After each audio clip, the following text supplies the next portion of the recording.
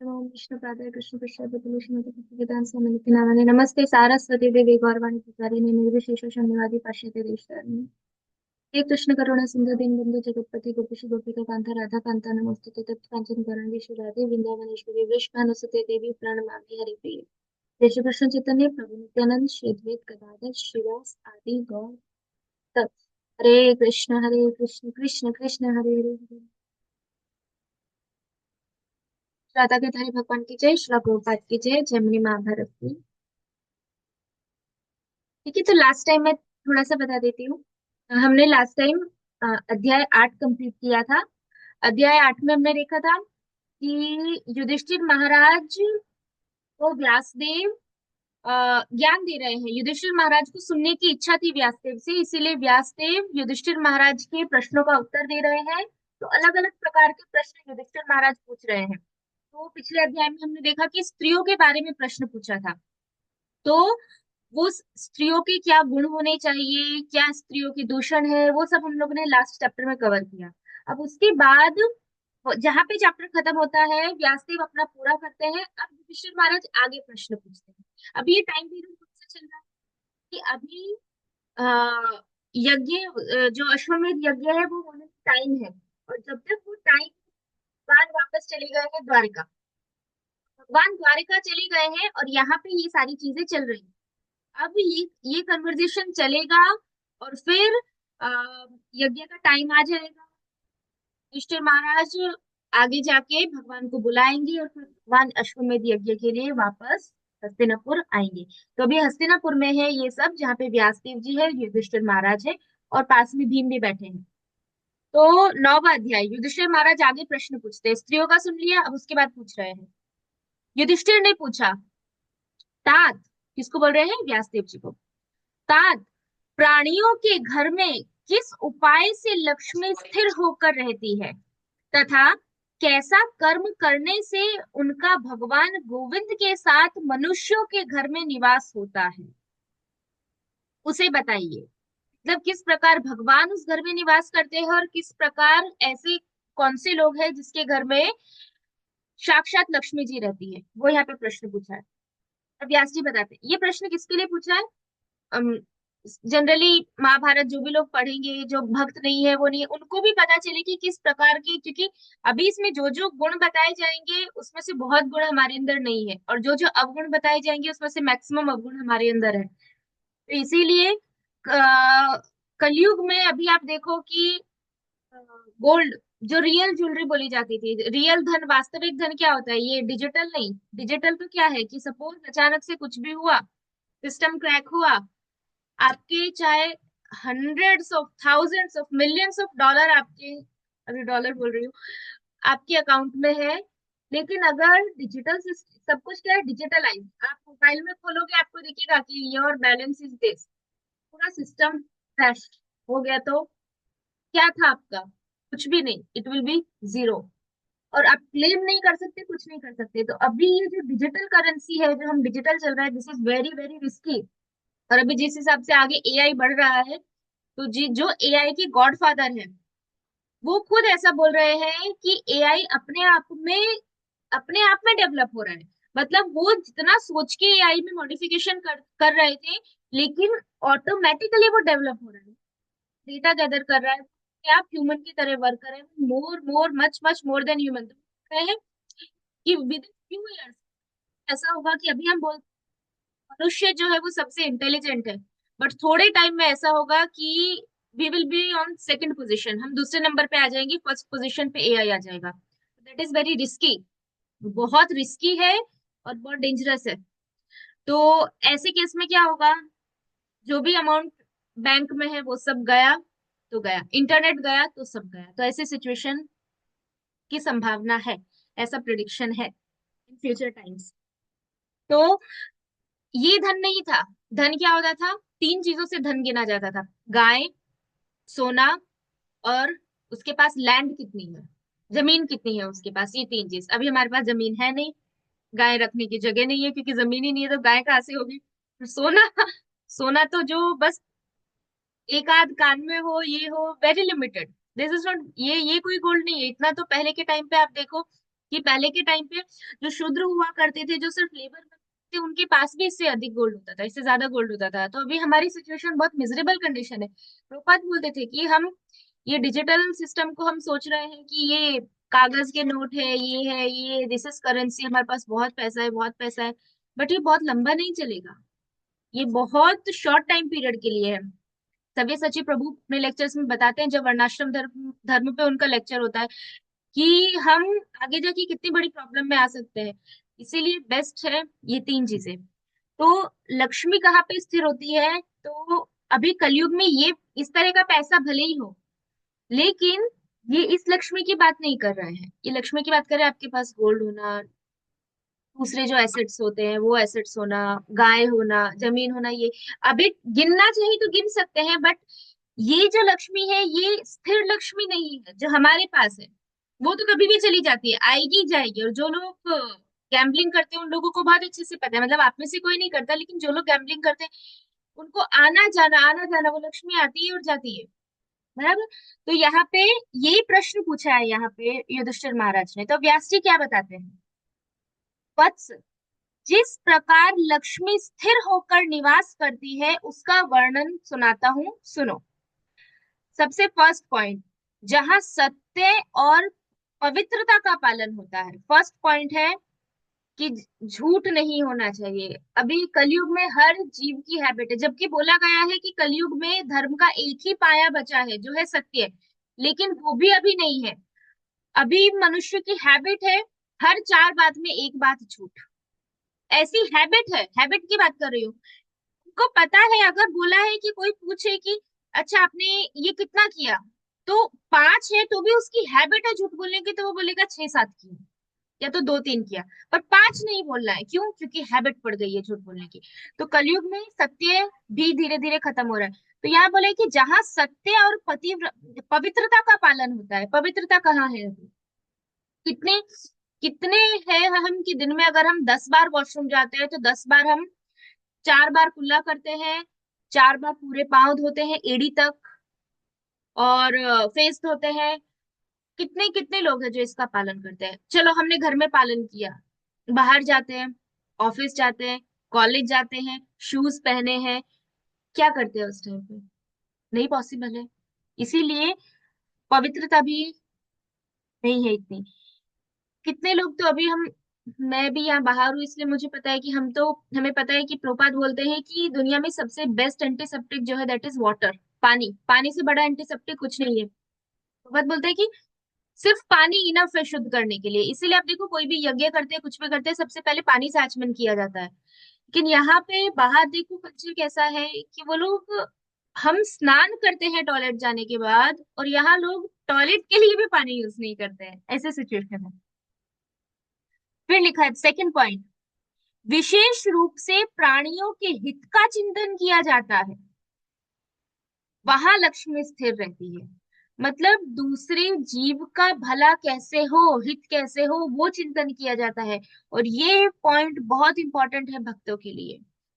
हमें भी हर क्षण, जैसे प्रभुपाद हमेशा चिंतित रहते थे कि भौतिक जगत में गिरे हुए लोगों को कैसे बचाना है, कैसे उनका उद्धार होगा। कंपैशन था प्रभुपाद जी में। तो यहाँ बोला है कि जो लोग दूसरे प्राणियों के हित का सोचते हैं, हित वास्तविक हित कौन सा है? कि उनको कृष्ण भक्ति देना। तो हमें एटलीस्ट, हम नहीं कर पा रहे तो भी हमें सोचते रहना चाहिए कि बाहर इतने सारे जीव है, ये कब कब इनको भक्ति मिलेगी। कम से कम हम उनको थोड़ी सुकृति दे सकते हैं, भक्ति में सुकृति, कि हम उनको एक बुक दे सकते हैं, या उनको हरे कृष्णा बोल सकते हैं, या उनको मंदिर आने के लिए बुला सकते हैं। आना ना आना उस जीव की सुकृति और उसकी इच्छा पे निर्भर है, लेकिन कम से कम हमें प्रयास करना है।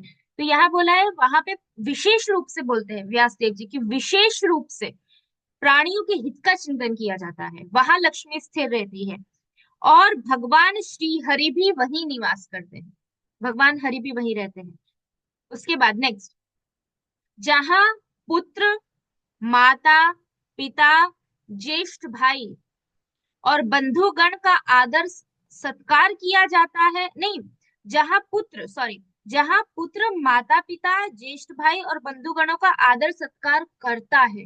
मतलब जो पुत्र है वो अपने माता पिता का, बड़े भाई का, अपने रिलेटिव्स का, उन सब का आदर सत्कार करता है, वहां लक्ष्मी स्थिर हो जाती है।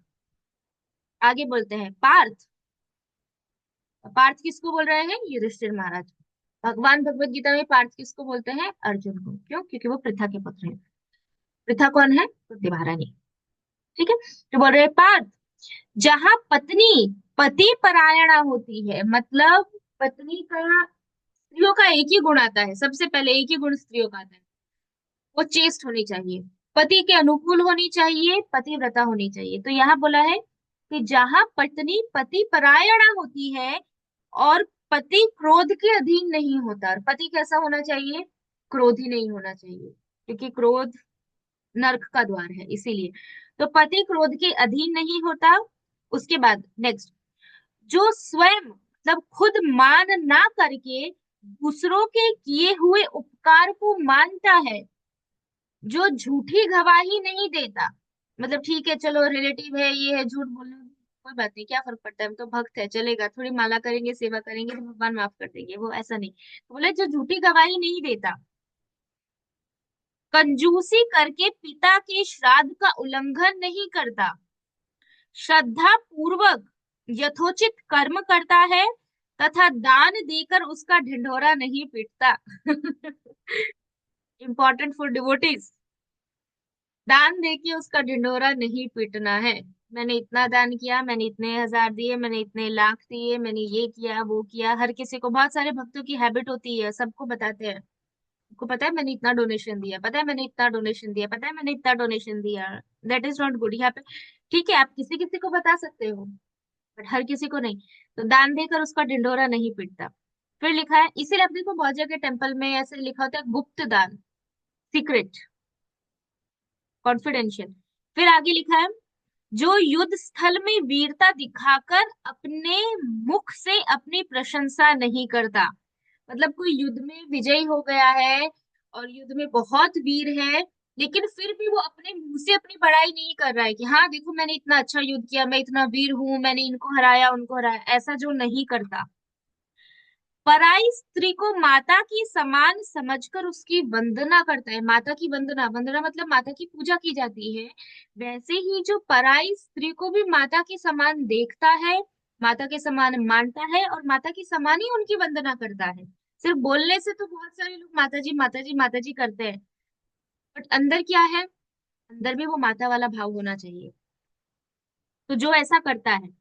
फिर जो बगीचा लगाने वाला तथा बावड़ी, कुआ और मंदिर बनाने वाला है, जो यज्ञशाला और ब्राह्मणों के घर का निर्माण करने वाला है, जो कन्यादान करने वाला है, कन्यादान मतलब अपनी पुत्री का विवाह करने वाला जो है वो, तथा तीर्थ स्नाई होता है, और जो सदा दान परायण और सभी पापों से दूर रहता है। यहाँ पे क्या लिखा है? सभी पापों से दूर रहता है, मतलब उसमें पाप करने के टेंडेंसी हो सकती है, फिर भी वो दूर। जैसे प्रभुपाद जी ने हमको 4 नियम दिए। 4 नियम क्यों दिए?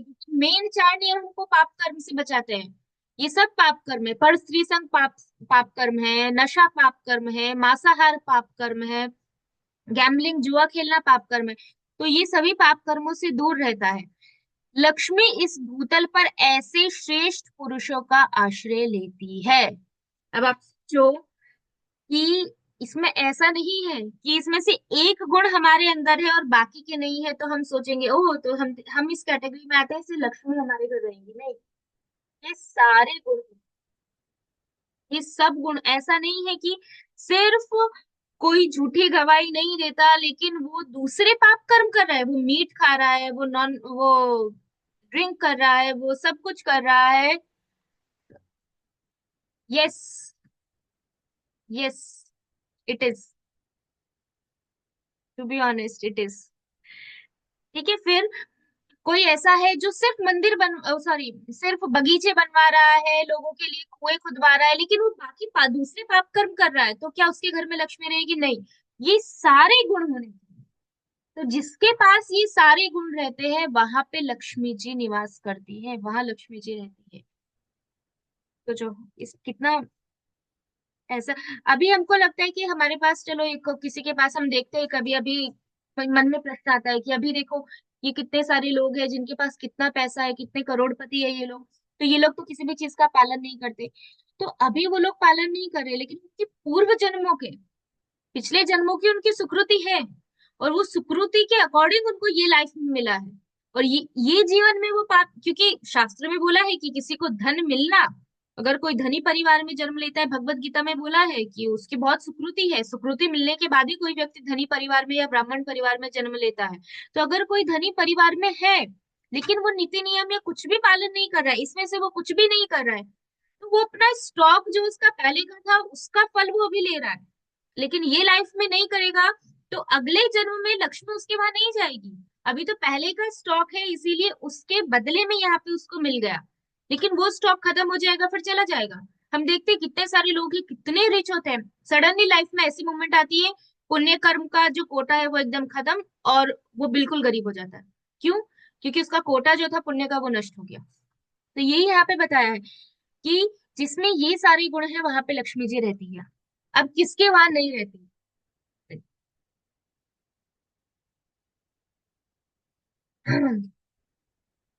जो दुष्ट आत्मा है, जैसे हम, मैं, जो चुगलखोर है, मतलब एक दूसरे की चुगली करना, इसने ये किया उसने वो किया, ये ऐसी है वो ऐसी है वो ऐसा है, ये है जो चुगलखोर है।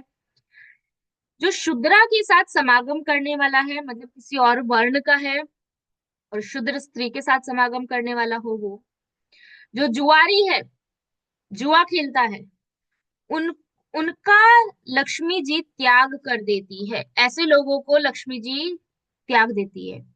फिर आगे बोल रहे हैं, युधिष्ठिर महाराज को बोल रहे हैं, परंतु जुआ तो तुम्हें भी बहुत प्रिय है युधिष्ठिर, ऐसा बोल रहे हैं, क्योंकि युधिष्ठिर महाराज ने, पांडवों ने भी जुआ खेला था, किसके उकसाने पे? कौरवों के उकसाने पे। एक्चुअली प्रभुपाद जी बताते हैं कि इसको समझने के दो पॉइंट हैं। पहला ये कि क्षत्रिय का धर्म है कि अगर कोई उसको चैलेंज करता है, तो उसको अपना क्षत्रिय धर्म पालन करने के लिए उसको वो चैलेंज स्वीकार करना पड़ता है। ये क्षत्रिय धर्म में आता है।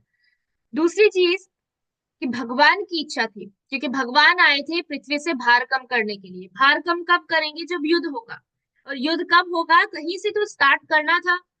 और दुर्योधन की मेंटालिटी आसुरिक मेंटालिटी थी, वो राजा बनना चाहता था, तो वो राजा ना बने, और भगवान पृथ्वी से भार भी कम कर दे, उसके लिए भगवान ने पांडवों को निमित्त बनाया। ये डिवोशनल पॉइंट ऑफ व्यू है जो मैं बोल रही हूँ। और वो जो पहले वाला जो है वो वर्ण के अनुसार, मतलब उनका वर्ण जो था वो क्षत्रिय था, इसीलिए उसके अकॉर्डिंग उन्होंने जुए के लिए हाँ बोला। अब यहाँ पे जो व्यासदेव बता रहे हैं, अभी जो युधिष्ठिर महाराज को बोलेंगे जुए के बारे में, वो जनरल लोगों के लिए है। यहाँ पे ये नहीं बोला है कि भगवान की इच्छा से या ऐसा नहीं, यहाँ पे बता रहे हैं कि जो जनरल लोग हैं, साधारण लोग हैं, उनको सचेत रहना चाहिए, कि वरना उसका कॉन्सिक्वेंस क्या हो सकता है वो यहाँ पे बताया है। क्या बोलते हैं?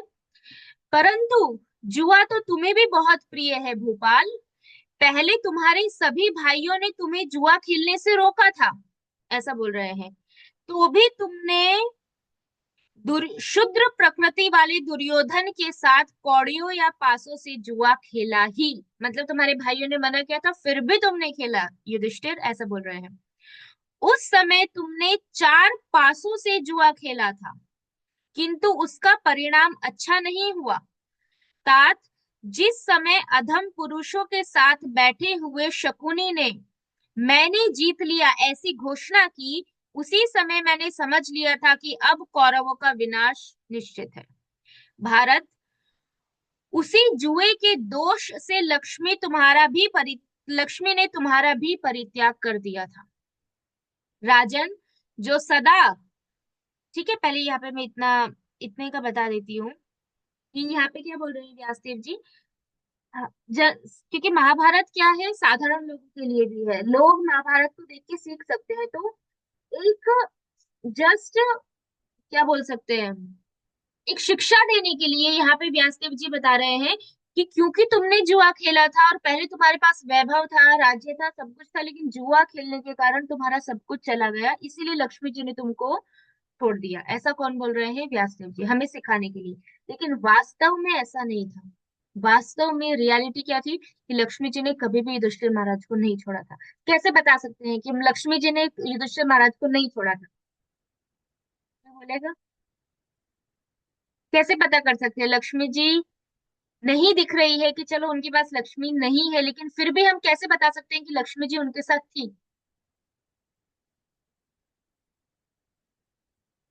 कोई तुक्का मारना है, तुक्का मार सकते हैं। ज्योति, डॉक्टर ज्योति। क्योंकि उनके पास कृष्णा तो थे ना। Yes, yes. तो जहां भगवान होते हैं वहां भगवान की पत्नी लक्ष्मी जी होती है। भगवान ने कभी त्याग नहीं किया पांडवों का। तो क्योंकि भगवान ने कभी त्याग नहीं किया, भगवान हमेशा पांडवों के साथ थे। जब वो वन में गए तब भी भगवान उनके साथ थे, हर क्षण भगवान पांडवों के साथ थे। जब जब भी याद करते थे युधिष्ठिर महाराज, जब भी कृष्ण को याद करते थे, कृष्ण वहां पे आ जाते, इंस्टेंट आ जाते थे। ऐसा नहीं है कि उनको वो सोचते थे कि चलो अभी मुझे मैं रथ लूंगा फिर मैं जाऊंगा, नहीं। जब दुर्वासा मुनि अपने 60,000 शिष्यों के साथ आए और ये लोग वनवास में थे पांडव, तो उस समय द्रौपदी ने अन्न पा लिया था, प्रसाद पा लिया था। तो तब सिर्फ याद किया युधिष्ठिर महाराज ने कृष्ण को, और भगवान तुरंत वहां पे आ गए। तो भगवान जहाँ पे होते हैं वहां लक्ष्मी जी होती ही है। इसका प्रमाण भगवत गीता में है। जहां जहां भगवान होते हैं वहां पे हमेशा लक्ष्मी जी, विजय, श्री वहां पे होती है। लेकिन इस साधारण लोगों को सिखाने के लिए यहाँ पे बता रहे हैं। फिर आगे बोलते हैं, जो सदा दूसरों के अन्न का लोभी होता है, मतलब उसको हमेशा ऐसा है कि मुझे दूसरे के पास से कुछ मिल जाए, जो ऐसा होता है, और मदिरा पान करके नशे में चूर होता है, मतलब जो ड्रिंक करता है बहुत। फिर जिसका चित्त, मतलब जिसका मन शिकार खेलने में आसक्त होता है, शिकारी मतलब शिकार करना, मतलब अभी तो हम देख सकते हैं जो भी मीट खाता है, स्लॉटर हाउसेस वाले, ये सब लोग वो सब इस कैटेगरी में आ जाते हैं, शिकार करने। जो सत पुरुषों की निंदा करने वाला है, मतलब साधुओं की निंदा करने वाला, बाग बगीचा आदि को कटवा डालता है, पेड़ों को कटवा डालता है, वनों को, बाग बगीचे सबको जो कटवा डालता है, जो स्वर्ण मतलब सोने आदि धातुओं की चोरी करने वाला है। यहाँ पे स्वर्ण आदि लिखा है, मतलब ऐसा नहीं है कि हम सिर्फ सोना, सोना जो चुराएगा वो नहीं। सोना आदि मतलब उसमें सब धातु आ गए। फिर कोई भी धातु हो, कोई भी धातु की जो चोरी करता है वो, ऐसे लोग लक्ष्मी से रहित हो जाते हैं। ये सारे लोगों के पास से लक्ष्मी जी चली जाती है। फिर आगे बोलते हैं, जनेश्वर, जो रासायनिक पदार्थ, धान्य, धान जो गेहूं ये वो सब जो भी, पुस्तक, तृण पत्ता, काष्ठ मतलब लकड़ी, और फल आदि का अपहरण करने वाला है। कितनी छोटी छोटी चीजें बोली है। हम सोचते हैं चलो हम किसी का सोना नहीं चुराते, लेकिन किसी का फल चुरा लेते हैं, किसी की पेंसिल चुरा सकते हैं, किसी की नोटबुक चुरा सकते हैं। तो यहाँ वो भी बोल रहे हैं, कोई किसी की पुस्तक भी नहीं, पुस्तक का भी अगर अपहरण करता है, अपहरण मतलब उठा लिया चुपके से, और कोई भी केमिकल भी उसका, या कोई भी छोटी सी चीज भी कोई उसकी ले रहा है, कोई उसका धन अन्न सॉरी धान्य ले रहा है, फल ले रहा है, किसी की कोई लकड़ी वो ले रहा है, अगर उसका भी कोई अपहरण करता है तो वो सारी चीजें बताइए। यहाँ तक वस्तु मात्र की चोरी करने वाला है, ऐसा ऐसे पुरुष का लक्ष्मी जी परित्याग। मात्र मतलब किसी का कोई छोटी सी भी चीज हो, हमें लग सकती है काम नहीं यूज नहीं करती है, या वो तो यूज नहीं करता है, वो यूज नहीं करता है तो मैं तो यूज, दैट इज चोरी। ये होती है चोरी। तो ऐसे लोगों का भी लक्ष्मी जी परित्याग कर देती है, मतलब किसी का कुछ भी नहीं लेना। प्रभुपाद जी बताते हैं, अगर कोई चीज, ये चार तरह के लोग होते हैं। तो सबसे पहले रास्ते में कोई चीज पड़ी है तो सबसे फर्स्ट कैटेगरी वाला क्या है, कि आएगा उसको उठाएगा, चोरी करेगा, घर ले जाएगा, उसके यहाँ पे बात नहीं। दूसरी कैटेगरी का व्यक्ति क्या है, जो उसको देखेगा और बोलेगा छोड़ो ये मेरा नहीं है, किसी का नहीं है, छोड़ो जाने दो, इसका मेरे काम का नहीं है, मैं मुझे कोई वो नहीं लेना, यहाँ से चला जाएगा। तीसरी कैटेगरी का व्यक्ति क्या है, उसको उठाएगा, फिर उसको ढूंढेगा कि वो किसकी है, और जिसकी है उसको वापस करेगा। चौथा व्यक्ति जो है वो देखेगा किसी का है, मिलता है नहीं मिलता है, उसको भगवान की सेवा में लगा देगा। तो इस तरह से 4 प्रकार के होते हैं। तो उसमें से जो पहले वाला है, जो उठा लेता है, अरे किसी का नहीं है पढ़ा है, कोई बात नहीं, मैं यूज कर लूँ स्टोरी। फिर आगे बताते हैं। जो अमावस्या की तिथि को सूर्य की संक्रांति, अभी आ रही है मकर संक्रांति, फिर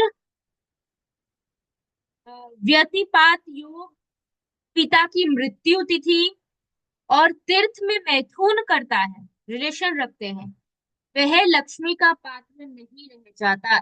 ऐसी कोई भी एक्टिविटी से तुरंत लक्ष्मी जी आपको परित्याग। इस प्रकार मैंने तुमसे धर्म के विषय में वर्णन किया। अब आगे के कर्तव्य के विषय में सुनो। राजन, अब तुम भगवान श्री कृष्ण को बुलवाओ। ऐसा बोल रहे हैं कि अब यज्ञ की तैयारी करनी है, अब तुम भगवान श्री कृष्ण को बुलवा लो। कहाँ से बुलवाना है? द्वारिका से। और व्यासदेव कहाँ पे? अभी हस्तिनापुर में। बोल रहे हैं अब भगवान श्री कृष्ण को बुलवाओ, जिससे यज्ञ कार्य प्रारंभ हो, क्योंकि उन वासुदेव के बिना आपका निवास स्थान सुखप्रद प्रतीत नहीं होता। क्योंकि भगवान नहीं है, व्यासदेव खुद बोल रहे हैं कि भगवान यहाँ पे नहीं है, तो ये आपका जो महल है, ये महल में बहुत सुख नहीं मिल रहा है, क्योंकि भगवान यहाँ पे नहीं है। तो आप जल्दी से भगवान को बुलवा लो। तो अमित तेजस्वी महर्षि व्यास की यह बात सुनकर राजा युधिष्ठिर ने विनम्र रहने वाले भीमसेन से कहा। अब भीमसेन को बोल रहे हैं। युधिष्ठिर बोले, महाबाहु भीमसेन, तुम मेरी आज्ञा से भगवान श्री कृष्ण के पास जाओ और पुत्र पौत्रों सहित उन गोविंद को तथा यशोदा देवी देवकी सत्यभामा और रुक्मणी को शीघ्र ही यहाँ ले आओ। बुद्धिमान धर्मराज का यह वचन सुनकर भीमसेन ने उन्हें प्रणाम किया और द्वारका के लिए चल पड़े। मार्ग में उन्होंने शीघ्रता पूर्वक चलकर बहुत से देशों को पार किया। पवन नंदन भीमसेन अनेक प्रकार की वृक्षों से भरे हुए बहुत से मनोहर वनों को लांघकर आगे बढ़ गए। द्वारका के पथ में पड़ने वाले अपने शिखरों द्वारा सुशोभित बहुत से रमणीय पर्वत तथा अत्यंत वेग पूर्वक बहने वाली बड़ी बड़ी नदियों को लांघने के बाद उन्होंने दूर से ही श्री कृष्ण की द्वारकापुरी को देखा। तो भीमसेन लेने गए, रास्ते का वर्णन किया है कि रास्ते में क्या क्या था। मुझे इससे याद आया, यहाँ पे लिखा है कि वनों को पार किया। शायद सभी को पता होगा, यहाँ पे यूएस में, अभी एलए में, लॉस एंजलिस में फायर, वाइल्ड फायर लगी है।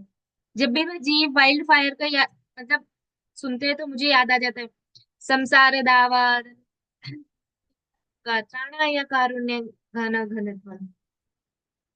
तो दावानल मतलब ये जो वाइल्ड फायर है वो, तो जो ये सिर्फ एक चिंगारी से लगती है। यहाँ पे अभी नियरली 40,000 एकड़ जल चुका है।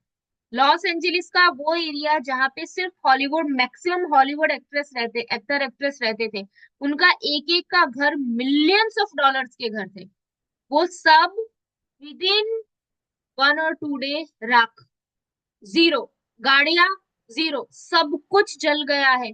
यहाँ पे लॉस एंजलिस के अंदर के कई सारी ऐसे टाउन और सिटीज है जो बिल्कुल खत्म हो गए। वहां के जो मेयर है उन्होंने बोला है कि हमको वापस से अपनी सिटी लगा बनाने के लिए 20 साल लगेंगे। कौन बोल रहा है? यूएस बोल रहा है कि उनको 20 साल लगेंगे वापस से अपने टाउन को खड़ा करने में। कितनी देर लगी? कुछ घंटे। कुछ घंटे में पूरा शहर खत्म। क्यों? पाप वृत्ति।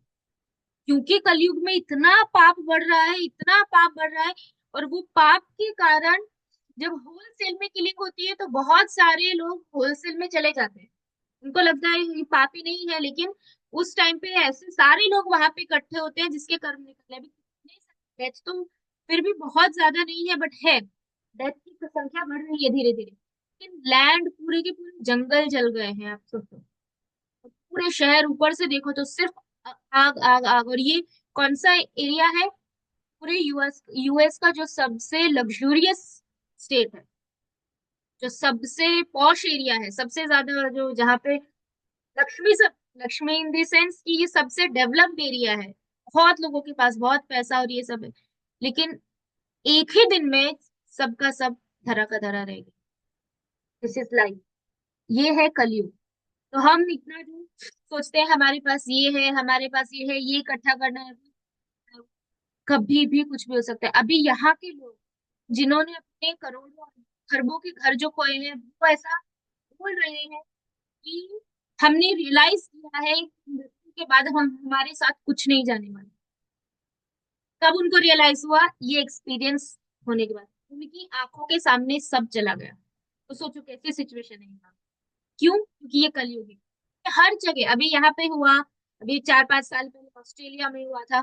ऑस्ट्रेलिया में इतने, आई थिंक 20 या 30 मिलियन एकड़ की जमीन जल गई। पूरा जंगल का जंगल जल गया था। यहाँ जंगल छोटे छोटे नहीं होते, जंगल मतलब लाखों लाखों हेक्टर के होते हैं, लाखों लाखों एकड़ के होते हैं। तो सोचो ये सिचुएशन है अभी। दिस इज कलयुग। और ये जब ये दावानल होता है तो क्या, किस चीज से बुझ सकता है? घन घनत्वम किससे? वर्षा, बारिश। बारिश किसके हाथ में है? भगवान। तो कंट्रोलर कौन है? भगवान। तो भगवान के कंट्रोल से हो सकता है। तो ऐसी सिचुएशन है अभी यहाँ पे। हर जगह अभी ये है। अभी मैंने सुना अभी तिरुपति में, वहां पे व्यास पूजा थी, अभी अंदर तिरुपति के अंदर जहाँ लड्डू बनते हैं वहां पे आग लग गई। देखो, अभी स्टैम्पर्ड हुआ था 2-3 दिन पहले, वहां पे 6 लोगों के डेथ मंदिर के अंदर। वो तो अच्छा है, जो लोग बाहर मरने वाले थे वो भगवान के मंदिर के अंदर एकादशी के दिन उनकी मृत्यु हुई, तो बहुत सौभाग्य की बात है, बहुत अच्छी बात है। मतलब ऐसी मृत्यु होना, मृत्यु अच्छी नहीं हुई है लेकिन जिनकी ऐसे होती है वो बाहर होने से अच्छा है कि ऐसे शुभ दिन पे और भगवान के मंदिर में हुई है। तो ऐसा है। तो ये पहले पहले कैसा था और अभी कैसा है, बस वो मुझे याद आ गया यहाँ पे देख के कि ये कितना सुंदर यहाँ पे भी वर्णन कर रहे हैं। फिर आगे उन्होंने देखा द्वारिका। अब द्वारका का वर्णन बता रहे हैं। अभी हम देखो, अभी हम द्वारका, कैसी द्वारका थी उस टाइम पे। बहुत सुंदर, इतना सुंदर द्वारका का वर्णन है, बहुत सुंदर। जो लोग द्वारका गए हैं वो उल्लेख कर सकते हैं। लिखा है, वह पुरी मतलब द्वारका, पुरी मतलब वो जगह, वो नगर, वह पुरी सोने के कलशों से युक्त एवं बड़े बड़े फाटकों से सुशोभित हो रही थी। और कितने टाइम में बनी? कुछ घंटों में। कुछ घंटों में द्वारका बन गया था भगवान की इच्छा से। जो लोग बोलते हैं कि भगवान साधारण मनुष्य है, उनको बोला कुछ घंटे में एक घर बना, रूम बना के बता दो। यहाँ कृष्ण ने तो अपनी योग माया से पूरा का पूरा द्वारका नगर खड़ा कर दिया, जिसके कंपेयर में इस पृथ्वी लोग कुछ भी नहीं था। फिर भी लोग बोलते हैं कि कृष्ण साधारण मनुष्य है। ओके, आगे। उसके राजमार्ग चंदन मिश्रित जल से सिंचे हुए थे। यहाँ हमारे पास इतना नहीं है कि हम खुद को छोड़ो, हम घर पे भगवान को रोज चंदन का जल ऑफर कर सके अच्छे से, उतना नहीं है। और यहाँ पे लिखा है कि द्वारका के सारे राजमार्ग पे जो जल था उसको सींचने के लिए वो चंदन मिश्रित जल था। फिर लिखा है, वहां हष्ट पुष्ट लोगों से भरी हुई थी, मतलब सारे हेल्दी लोग थे, हमारे जैसा कोई बीमार नहीं था वहां पे। फिर महाराज उग्रसेन द्वारा वह पूरी द्वारका सुरक्षित थी। नाना प्रकार के वृक्षों से व्याप्त एवं अनेक तरह की लताओं से सुशोभित क्रीड़ा उद्यानों से उसकी विशेष शोभा हो रही थी। वह परकोटे तथा खाइयों से घिरी हुई थी। वहां अक्रूर आदि भक्त भगवान गरुड़ ध्वज मतलब भगवान गोविंद कृष्ण की सेवा करते थे। उस पुरी में भगवान श्री कृष्ण की जो रुक्मणी और सत्यभामा आदि पटरानियां थी, वे सभी भगवान के प्रति प्रेम होने के कारण वहां उन श्री हरि की सेवा करती रहती थी। ऐसी द्वारकापुरी को देखकर महाबली भीमसेन को महान हर्ष हुआ। जन्मेजय, जैमिनी जी जन्मेजय को सुना रहे हैं ये पूरी स्टोरी, इसलिए बोलते हैं जन्मेजय। फिर उन्होंने द्वारकापुरी के बाहरी प्रदेश में स्थित एक सुंदर सरोवर में स्नान किया और अपने सभी नित्य नियमों को पूरा करके पुरी में प्रवेश करने के लिए वे आगे बढ़े। तथा पश्चिम दरवाजे से द्वारकापुरी के भीतर जा पहुंचे। जब उन्होंने भगवान श्री कृष्ण के महल में प्रवेश किया, उस समय श्री हरि बहुत से लोगों के साथ भोजन कर रहे थे। माता देवकी ने सुंदरता के साथ बनाई गई एक सोने की सुंदर थाली में भगवान खा रहे थे, जिसके भीतर ये अभी भगवान की भोग की थाली का वर्णन है, बहुत सुंदर है। इसमें क्या क्या चीजें भगवान खाते हैं वो पूरा का पूरा यहाँ पे लिखा है, वो सुनना चाहिए हमको, हमें पता चले भगवान क्या क्या खाते थे। सोने की थाली में खाते थे सबसे पहले, तो हमें सबसे पहले सोने की थाली लानी जिसके भीतर 64 कटोरियां, 64, 64 कटोरी उसके अंदर रखी थी। तो हमें 64 सोने की कटोरी लानी है। फिर बढ़िया अन्न परोस कर उनके सामने रख दिया था। मतलब देव की माता ने थाली ली, उसमें 64, मतलब आप सोचो 64 कटोरी आने के लिए वो थाली कितनी बड़ी होगी। उसमें 64 कटोरी, और फिर उसमें भगवान का भोग रख के उन्होंने भगवान को सर्व किया। अब बताते हैं कि उसमें क्या क्या था। उस भोजन में श्वेत शक्कर से मिश्रित चंद्रमा के समान ज्वल वर्ण की खीर थी। श्वेत शक्कर मतलब,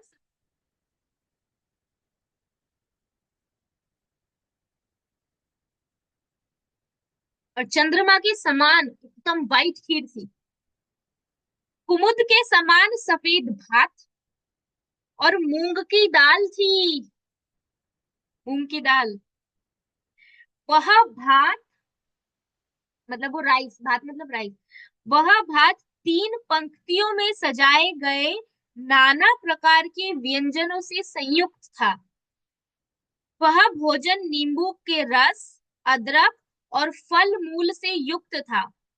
उस भोजन सामग्री में सैकड़ों प्रकार की उत्तम वस्तुएं तैयार करके रखी गई थी, सैकड़ों प्रकार। उसमें काली मिर्च, पीपर और अदरक भी थे। केले के फल और शक्कर भी रखे गए थे। चीनी डालकर औटाया हुआ दूध परोसा गया था। यशोदा मैया ने प्रेम पूर्वक मिश्री मिलाया हुआ घी, माखन भी परोसा था। अनेक प्रकार की पूरियां थी, मतलब यशोदा माता इस टाइम पे कहा थी, द्वारका में थी। अनेक प्रकार की पूरियां थी। दूध से बनाए गए रबड़ी, मलाई आदि पदार्थ भी किए गए थे। मुनक्खा, मुनक्खा मतलब काली द्राक्ष। फिर शिंशु फल, ये मुझे नहीं पता शिंशु का फल क्या होता है। आम, करौंदे की बनी हुई चटनी आदि सामग्रियां भी थी। हरी काली मिर्च, पिपर, इलायची और कपूर मिलाकर मात्रा भी अधिक थी। भगवान की कढ़ी में काली मिर्च, इलायची सब डाल के उनके लिए कढ़ी बनाई थी। कटोरियों में चटनी रखी गई थी, जिसे रस से नाना प्रकार के पुष्पों की सुगंध से सुवासित करके तैयार किया था। मतलब फ्लावर्स, फ्लावर्स के रस से, उसकी उससे क्या बोलते हैं, सुगंध, उसकी खुशबू से भगवान के लिए अनेक प्रकार की रसदार चटनियां बनाई गई थी। मधु, और मधु मतलब शहद, शहद, मधु और दही से युक्त उस सुंदर पात्र में मैदे की रोटियां शोभा पा रही थी। भगवान को मैदे की रोटी खाई, भगवान मैदा लिखा है यहाँ पे, जो देखने में सुंदर, गोल गोल, चंद्रमा के बिंब के समान तथा सब ओर से बराबर थी। हमारी मेरी अब तो मेरी रोटी अच्छी बनने लगी है। पहले मेरी ऐसी बनती थी, छोटी बड़ी, छोटी बड़ी, ऐसे होता था। अब एकदम बराबर, अभी प्रैक्टिस हो गई है। अभी प्रभु जी के साथ रहती तो मुझे, मैं राइस नहीं बनाती, रोटी बनाती हूँ डेली, तो अभी मेरी एक समान आ गई है थोड़ी थोड़ी। लिखा है सभी ओर से बराबर थी। सोने की कटोरी में सोने की आभा वाला सुगंधित घी रखा था, एकदम गोल्डन कलर का घी था। जिसे देवी यशोदा ने प्रेम पूर्वक परोसा था। यशोदा माता क्या परोस रही है? मक्खन, घी, जो ब्रज का है वो सारी चीजें यशोदा माता परोस रही है। वहां गेहूं का आटा और कपूर डालकर बिलोया हुआ घी भी रखा था, जिसकी प्रभा सोने के समान थी, दिखने में सोने जैसा था। वहां उस सोने की कटोरी में उसी की प्रभा के साथ इस प्रकार मिल गया था कि अलग दिखाई ही नहीं देता था। मतलब सोने की कटोरी जैसा ही घी लग रहा था, ये नहीं चल रहा था कि वो कटोरी है या घी। वहां सोहरी, पूरी, घेवर, जलेबियां, मालपुए तथा दूध से बने हुए रबड़ी, मलाई, दही आदि पदार्थ चमक रहे थे। गुजिया, जिसको नॉर्थ इंडिया में गुजिया, गुजराती में उसको बोलते हैं, गुजिया को क्या बोलते हैं? गुजिया वो ऐसी होती है, ऐसे घूघरा। घुघरा, हाँ। घुघरा, वो घुघरा, फिर सेवैया, फिर मालती, कुसुम आदि मिष्ठान और उड़द तथा कुम्हड़ से बने सुंदर चितकबरे पापड़ भी थे। उड़द के पापड़। देवकी नंदन भगवान श्री कृष्ण अनेक प्रकार के बड़े खा रहे थे। वे बड़े हींग, जीरा, काली मिर्च और अदरक से युक्त एवं सुंदर थे। कुछ बड़े सेंधा नमक डालकर शुद्ध तेल में तले हुए थे। उनकी कांति कुमकुम सी दिख रही थी, मतलब रेड कलर की, तले हुए थे अच्छे से। किसी के द्वारा किसी के द्वारा चोट खाए हुए दुष्ट मनुष्य उसके प्रति स्नेहीन हो जाते हैं, उसी प्रकार उन बड़ों में भी चिकनाई प्रतीत नहीं होती थी। मतलब एकदम अच्छे थे, ऐसा नहीं है कि तेल में तेल टपक रहा है फिर वो बाहर से चिकना चिकना लगे, ऐसा नहीं लग रहा था। कुछ बड़े अ, दूध में मिश्रित दूध मिश्रित दही में भिगोए गए थे। कुछ में इमली और आम का रस पड़ा हुआ था। अभी इतने प्रकार के तो बड़े थे। कुछ दाख के रस में भीग रहे थे, दाख पता नहीं मुझे क्या है। और कुछ में कढ़ी पड़ी हुई थी। कुछ राई के जल में भिगोए गए थे, तो कुछ खांड में भीगे हुए थे, और कुछ 4 प्रकार के रसों से संयुक्त थे। इस तरह वहां 9 प्रकार के बड़े रखे थे। उस थाली में कनक कनक बर्फी नाम वाले पदार्थ हीरे की तरह चमक रहे थे। उनमें 4 बीज, सूखा रिक, गरी के टुकड़े और सैकड़ों लौंग पड़े थे, लवंग।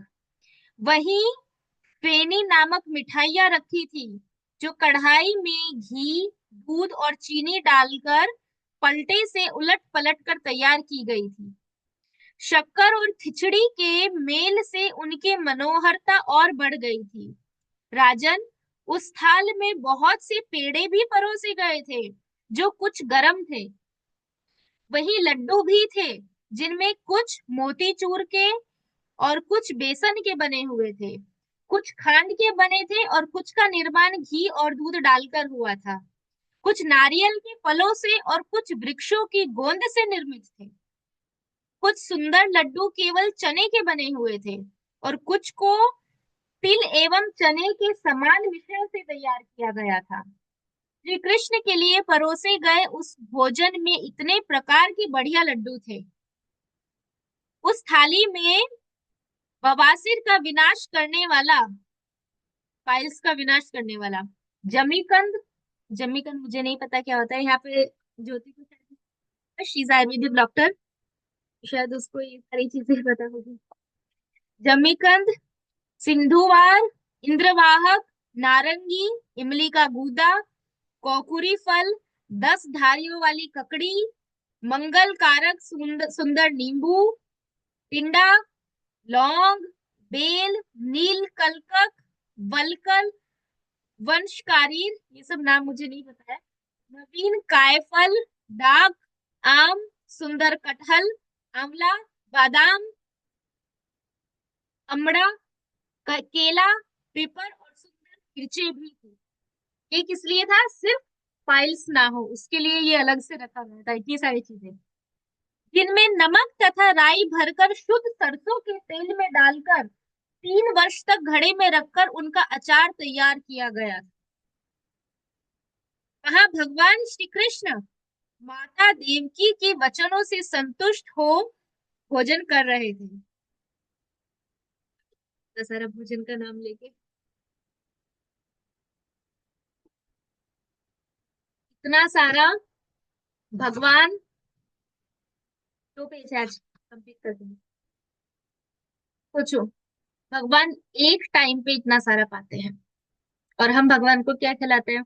आज क्या बनाए? खिचड़ी।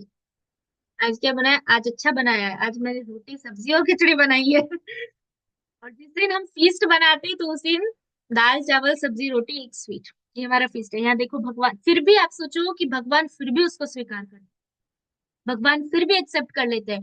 लेकिन कितने सारे भक्त हैं, भगवान की माता है, भगवान की पत्नियां हैं, जो भगवान को इतना सारा ऑफर करते हैं और भगवान इतना सारा पाते हैं, फिर भी भगवान प्रेम पूर्वक हमारा सूखा बेकार घटिया लगाया हुआ भोग भी स्वीकार कर लेते हैं।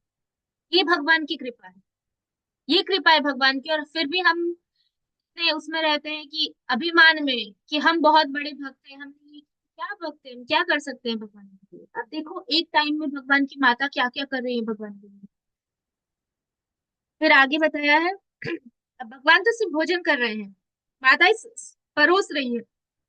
लिखा है आगे, वहां भगवान श्री कृष्ण माता देवकी के वचनों से संतुष्ट हो भोजन कर रहे थे। उस समय उनके समीप रुक्मणी, सुंदर नेत्रों वाली लक्ष्मणा उनकी पत्नी, सत्यभामा और जाम्बवती, भगवान की चारों पत्नियां हैं, हाथ में पंखा लिए खड़ी। मतलब भगवान की पत्नी साक्षात लक्ष्मियां वो भगवान को पंखा झुला रही है, माता उनको परोस रही है। उनकी सुंदर पाजीब मतलब पायल बज रही थी तथा कंगन और करधनी से भी रुनझुन शब्द निकल रहे थे।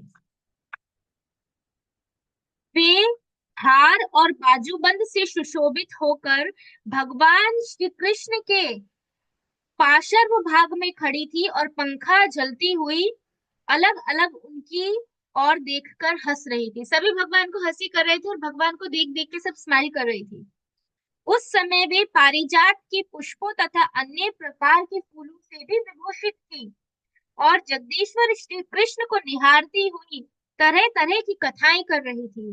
तब सत्यभामा ने मुस्कुराकर श्री कृष्ण से कहा, सत्य चार की उस टाइम 4 पत्नियां थी और उनकी माताएं थी और भगवान भोजन पा रहे थे।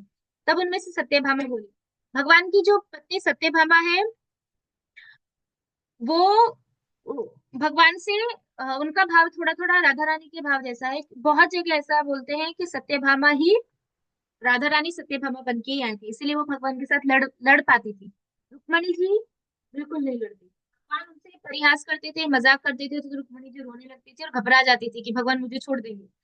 लेकिन जो सत्यभामा है वो भगवान के साथ लड़ जाती थी, उल्टा लड़ देती थी, उल्टा बोल देती थी, वो प्रेम भाव से। तो वो भगवान को पसंद है ऐसा भाव। तो सत्यभामा बोल रही है, श्री कृष्ण, इस समय आपने ग्वालेपन का परित्याग करके मट्ठा और जल पीना छोड़कर अच्छी तरह भोजन करना सीख लिया है। कोई अपना वीडियो ऑन कर सकता है तो अच्छा है। मैं ये बोल रही हूँ, मैं भी किसी फेस टू फेस थोड़ा कांटेक्ट कर दूं, अच्छा है।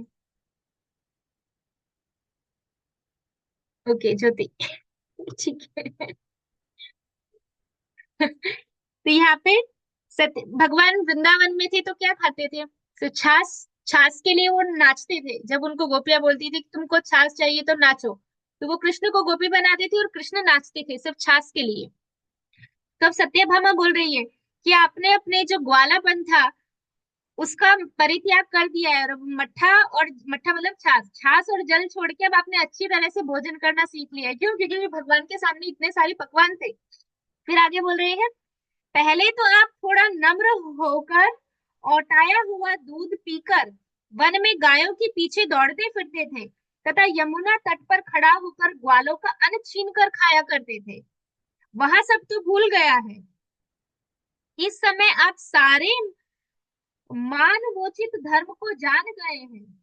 धर्मनंदन युधिष्ठिर की संगति से आपको अब सब बातों का ज्ञान हो गया है। पहले आपको कुछ आता नहीं था, आप दूसरों के हाथ से छीन के खाते थे, वो कैसा भी दूध आप उसको पी जाते थे और आप ऐसे ही गायों के पीछे दौड़ते रहते थे। लेकिन अभी युधिष्ठिर महाराज की संगति करके राजा के साथ आप थोड़ा रहे हो, तो आपको सब कुछ आ गया है कि कैसे खाना चाहिए। फिर लिखा है, फिर बोलते हैं, बहन रुक्मणी, अभी रुक्मणी जी कैसे बोल रही है, बहन रुक्मणी, इस समय इनका ऐश्वर्य तो देखो। अब इनके ऊपर दिव्य चावल डुलाए जा रहे हैं। इनका आश्रय ग्रहण करने से मेरे कर्मों का सर्वथा विनाश हो जाएगा। कल्याणी, ये मतवाले ना होकर ना तो दूसरी पटरानी को देख, ना अपने ही सुंदर रूप पर दृष्टिपात करते हैं, और ना अपने कर्म के फल को भोगती हुई मेरी और ही कभी दृष्टि डालते हैं। मतलब ऐसा बोल रहे हैं, अभी ये क्या करते हैं, अभी सब लोग इनकी इतनी सेवा कर रहे हैं कि हम इनके ऊपर ये चावर हम डुला रहे हैं, अभी अपनी पटरानी को भी नहीं देखते हैं। ऊपर से पहले खुद को देखते थे, जब भगवान द्वारका में पहले कैसा करते थे, वो फर्श था ना पूरा उसका, तो भगवान उसमें खुद को देखते थे और बोलते थे, वाह ये सुंदर व्यक्ति कौन है, ये कितना सुंदर है, ऐसा भगवान बोलते थे। तो वो बोल रही है, अभी ये खुद को देख के भी अपने अपने वो नहीं करते हैं। और रुक्मणी जी को बोल रहे हैं कि अब तो ये मेरी तरफ भी नहीं देखते हैं, पहले तो मेरी तरफ देखते थे, अभी तो मुझे भी नहीं देखते हैं। फिर लिखा है, आगे बोलती है, मैं बारंबार इनके सामने से आती जाती रहती हूँ, लेकिन ये श्रीहरि कभी मुझे मना नहीं करते, मेरी और उदासीन बने रहते हैं। फिर भी वेदों का वचन सुनकर मेरा मन इन्हीं श्री कृष्ण में रमा रहता है। मतलब वो बोल रही है, ना तो मुझे देखते हैं, ना मुझे कुछ बोलते हैं, लेकिन फिर भी वेदों में कहा गया है ईशावास्यम इदम सर्वम, इसीलिए मेरा मन इनमें ही लगा रहता है, कहीं और मेरा मन जाता नहीं है, मुझे भाव नहीं देते फिर भी मेरा मन इन्हीं में लगा रहता है, ऐसा बोल रही है। इसी कारण मैं भी इस भूतल पर सदा इनकी सेवा करती रहती हूँ। सत्यभामा के ऐसा कहने पर देवकी ने कहा, अभी उनकी माँ बोली, क्योंकि उनके पुत्र को बोल रही है ना, पत्नी पुत्र को बोली, अपने पति को बोलेंगी, तो अब उनकी माँ बोल रही है कि अरे सत्यभामे, श्री कृष्ण के संबंध में ऐसी बात करते हुए तुझे लज्जा क्यों नहीं आती? माता है ना, तो माता को तो लगेगा मेरे बेटे को बोल रही है। तो देव की माता बोल रही है, मैं इनकी माता हूँ और वसुदेव जी इनके पिता है, तो भी हम दोनों श्री कृष्ण को ही हर्ष प्रदान करने वाले उत्तम कर्मों को करते रहते हैं।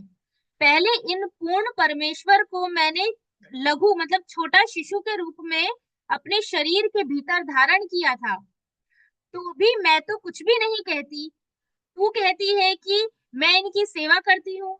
मतलब देवकी जी ऐसा बोल रही है कि मेरे तो ये पुत्र है, मैंने इनको अपने गर्भ में धारण किया है, फिर भी मैं ऐसा नहीं बोलती कि मैं इनकी सेवा करती हूँ, और तू तू सिर्फ एक पत्नी है और तू भी तू ऐसा बोल रही है कि मैं उनकी सेवा करती हूँ। तो ऐसा जो सास है वो अपनी बहू को ऐसे डांट रही है, देव की बात है ऐसा बोल रही है। क्या ऐसा कहते हुए तुझे लज्जा नहीं आती? तू कर्म की गति तो देख, जिस समय ये मेरे गर्भ में आए उस समय वीर वसुदेव जी गाढ़ बंधन में पड़ गए, गाढ़ बंधन में पड़ गए थे। ये शत्रु संहारक श्री कृष्ण सब तरह से अपने को छिपाए रखते हैं, इनके लक्षण किसी के जानने में नहीं आते, अतः इनके माता पिता और पत्नी को जो सुख नहीं मिल रहा है, इनके इसमें उनके प्रारब्ध कर्म का ही कारण है। मतलब भगवान की गलती नहीं है, तुमको ऐसा लग रहा है कि भगवान तुम्हें नहीं देख रहे हैं, तो ये तुम्हारे कर्म है कि वो तुमको नहीं देख रहे हैं, देव की माता ऐसा बोल रही है। सभी मनुष्य अपने प्रारब्ध कर्म के अनुसार ही जीवन धारण करते हैं, परंतु जो इन श्री कृष्ण का भजन करते हैं उन्हें अवश्य सुख की प्राप्ति होती है, ऐसा देव की माता बोली। फिर वापस सत्यभामा बोल रही है, इन श्री कृष्ण के समक्ष आपने यथार्थ बात कही है, परंतु मुझे तो इस बात पर आश्चर्य हो रहा है कि सभी ब्राह्मण आपके पुत्र इन जनार्दन की यह प्रशंसा क्यों करते हैं कि देव के नंदन भगवान श्री कृष्ण महान पुरुषों के कर्मों का विनाश करने वाले हैं। देवी, ये माधव इस जन्म में मुझे महान कष्ट सहन करने वाली को भी जानते ही हैं। पहले मतलब क्या बोल रही है वो, कि आप ऐसा बोल रही हो माता कि मुझे सुख इसलिए नहीं मिल रहा है क्योंकि ये मेरे कर्मों के कारण है। तो फिर आपके बेटे को सब ऐसा क्यों बोलते हैं कि ये तो सबके कर्मों का नाश कर देते हैं।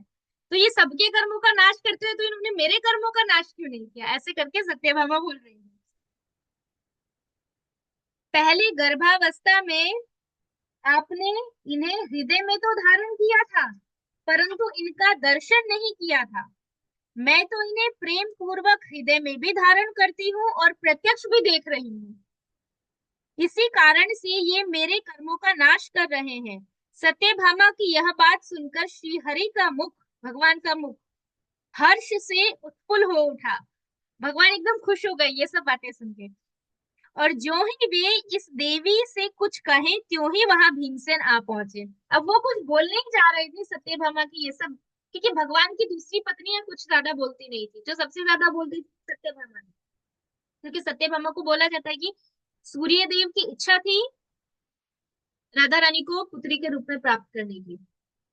तो फिर उन्होंने, उनके माध्यम से राधा रानी यहाँ पे सत्यभामा बन के आए ऐसा।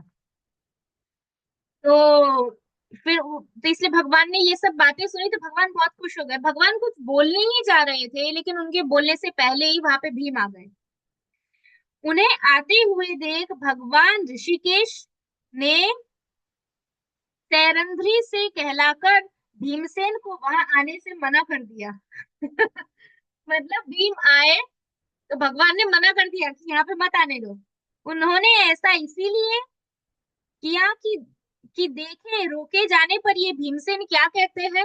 मतलब जानबूझ के भगवान ने भीम को रोका कि अगर भीम को मैं अंदर नहीं आने दूंगा तो देखता हूँ ये भीम क्या बोलता है। क्योंकि भीम के बीच में और भगवान के बीच में बहुत फ्रेंडली नेचर था। वो एक दूसरे को कुछ भी बोल सकते थे, वो एक दूसरे का मजाक उड़ाते थे, वो कुछ भी बोलते थे। जैसे हमने स्टार्टिंग के अध्याय में देखा था कि भगवान श्री कृष्ण को भी ऐसा बोला है कि तुम तो अपनी पत्नी के घर में रहते हो, तुम तो हमेशा, क्योंकि भगवान विष्णु कहाँ रहते हैं, क्षीर सागर में। क्षीर सागर से कौन उत्पन्न हुआ, लक्ष्मी जी। तो वो लक्ष्मी का मायका हुआ। तो भगवान हमेशा क्षीर सागर में रहते हैं। तो भीम यही बोलते हैं कि मैं तो कुछ टाइम के लिए अपनी पत्नी के पास रहा, तुम तो हमेशा ही अपनी पत्नी के घर पे रहते हो। तो ऐसे करके मजाक चलता है। तो इसीलिए भगवान ने भीम के आते ही मना कर दिया कि भीम को अंदर मत आने दो, कि उनका वो देखने के लिए कि भीम देखते हैं कैसा रिएक्ट करते हैं। क्योंकि कहा गया, क्योंकि उन श्रीहरि के मन में भीमसेन की व्यंगपूर्ण बात सुनने के लिए बड़ी बड़ी उत्सुकता रहती है। भगवान चाहते हैं कोई मेरे साथ ऐसी बातें करे। अभी बहुत अच्छा वर्णन आएगा जो अगला अध्याय है, उसमें भीम और श्री कृष्ण का वार्तालाप होगा। क्योंकि भगवान क्या कर रहे हैं, भोजन, और आए कौन है, भीम। और भीम को क्या पसंद है, भोजन। और भगवान भीम को मना कर रहे हैं तुम अंदर मत आओ। तो अब आगे भीम कैसे, और कैसे अंदर आके भीम भगवान को बोलते हैं और भगवान उनको क्या बोलते हैं, वो हम लोग नेक्स्ट क्लास में कंटिन्यू करें। ओके, यहाँ तक आज का क्लास था। मुझे भी, मैं भी पढ़ती रहती हूँ, मुझे ऐसा होता है आगे और पढ़े और पढ़े और पढ़े। ठीक, तो यहाँ पे एंड करते हैं। वांछा कल्पतरुभ्यश्च कृपा सिन्धुभ्येव च पतितनां पावनेभ्यो वैष्णवेभ्यो नमो नमः। महाभारत की जय। श्री कृष्ण जयते।